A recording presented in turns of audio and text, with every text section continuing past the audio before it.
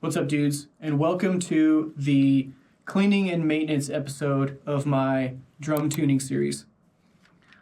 We're going to go ahead and start with this 10-inch tom from my Mapex Armory kit, which I have taken the heads off in a prior video. If you guys need to learn how to do that, I'll link that above. You guys can check that out. Before I like to start, I like to make sure that I have all the tools that I need to do this job. So I'm not like walking around and having to go like take a bunch of breaks and stuff. So some tools I always have handy when I'm doing a job like this is some air duster, 2 rags, some Q-tips, a screw stick, some lithium grease, and a brush with soft bristles so you don't mess up any finishes. All right, so we've got this 10-inch tom here. I haven't cleaned these things in probably 1.5, 2 years, so they're about due for a good cleaning. You might be able to see it in the camera, but there's like stick debris, there's gunk all over the threads. Like, this thing needs to be cleaned for sure.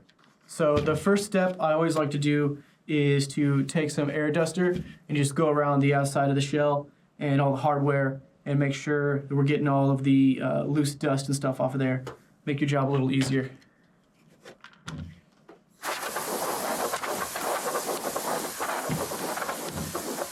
It's pretty important you get the inside of your threaded inserts.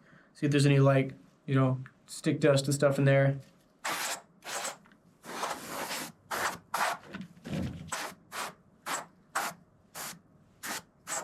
You can even get the inside of the shell to make sure there's nothing hanging out in there. All right. All right, the next step I usually go for is to take my clean, dry cloth, and I'm going to go around the bearing edge just to make sure there's no dust hanging out, and also to feel it around and make sure there's no like dents or nicks or anything like that that's going to give me, the best sound possible.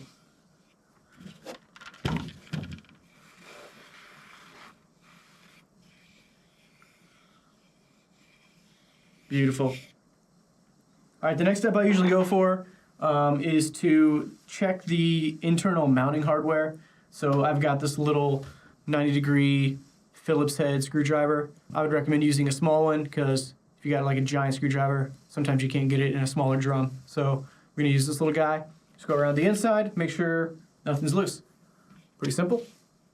Next step I usually go for is I will use a Q-tip to go around kind of the mounting hardware, like the badge and whatever mounting device your drum has, just to make sure you got stuff out of like the nooks and crannies. But I do have to warn you, if you try this method, sometimes you can get some of the cotton stuck between your shell and whatever gaskets your drum uses. So just be careful with that. I like to work on one side all the way around and try to remember where I started because I'm dumb and I always mess up the count. So I just kind of do this. And, if something gets cleaned twice, well, that's not the worst thing in the world. You can even take one of those Q-tips and you can run it down in the threaded inserts to get out any gunk that might be stuck in there. I would suggest, though, if you do that, to make sure that the head of the Q-tip is wet. Otherwise, you're going to end up with a bunch of cotton inside of your threaded inserts. It's just a pain in the ass to get them out. All right, so next, we're going to be getting into cleaning the outside of the shell and all the hardware that's attached to it. So the first step I like to do, since I live in Italy, is, when in Rome, grab some nice high-quality Italian olive oil.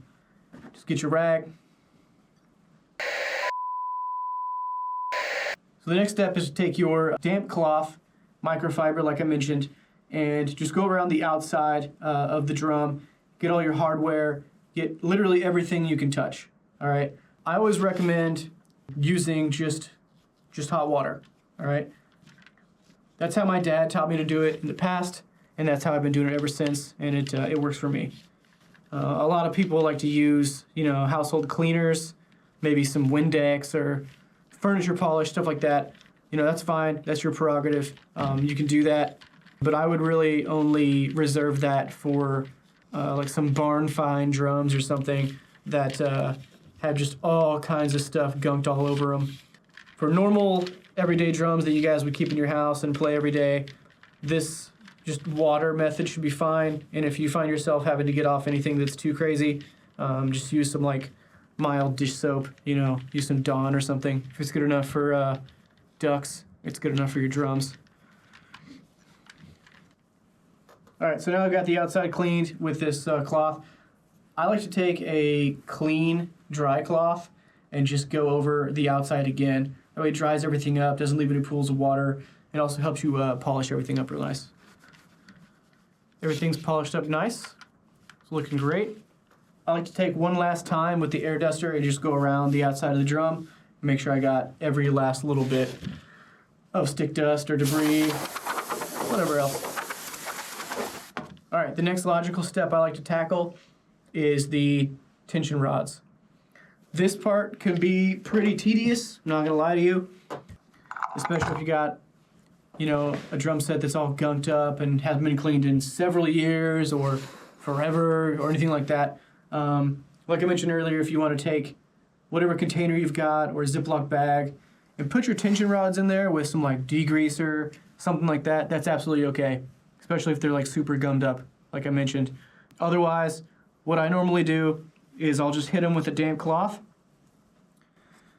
do my inspection, you know, on the way, check to make sure they're not bent, threads aren't all messed up, make sure your washer isn't all messed up, and then after that you can hit them with a soft bristle brush.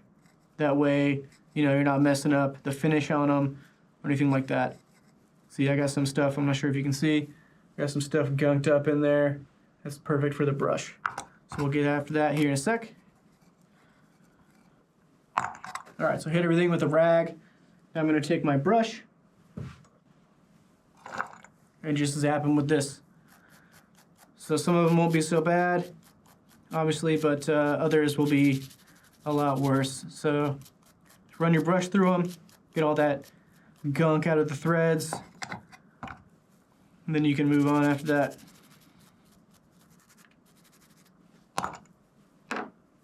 Now, I'll just hit them one time with some air duster to make sure I got all that, those fine particles out of there. Those are ready to go. Next, we're gonna move on to our counter hoops. So we're gonna use kind of the same method here. You can start with Q-tip if you want to, just to go around all the nooks and crannies, areas you might not be able to get with a rag very easily. All right, then you can take your damp rag, just go around the surface. And then again, if you've got you know, a freshly damp cloth you're working with, then you can hit these things with a clean and dry cloth just to polish them up a bit. Mine seems to be fine. Everything looks great. All right, so the final step is to reapply some lithium grease. There's two ways you can do it. I would recommend one for if you're going to replace your heads right away, and the other if you're going to do it at a later time. So the first one, if you're going to replace your heads right away, is you can go ahead and squirt the lithium grease right into your threaded inserts. Or, if you so choose, you know, if you're not going to do it right away and run the risk of getting, you know, dust and debris in your lube just sitting out, you can actually install your heads, install your counter hoop, and then take your tension rod, run it through, and then right before you put it in your threaded insert, you can apply some lithium grease, just a little bit to your threads, right there on the end, and then run it down, and that'll reapply to the entire thread. Hope this video was educational and helped at least one of you guys out there try to figure out how to clean and maintain your drums. Take a look at my head replacement and tuning videos if you want to learn about that. I'll link those above. Otherwise, I mean, if you guys found this helpful or you guys have any tips or anything for my future videos, please comment down below. If you guys like videos like this, or if you've seen my channel and some of the other off-the-wall videos I like to create, then go ahead and give me a like and subscribe to the channel, and we can keep this stuff going. If you got any suggestions, again, in the comments, please let me know. I will be happy to provide whatever content you guys would like to see. Thanks a lot for stopping by. Take it easy.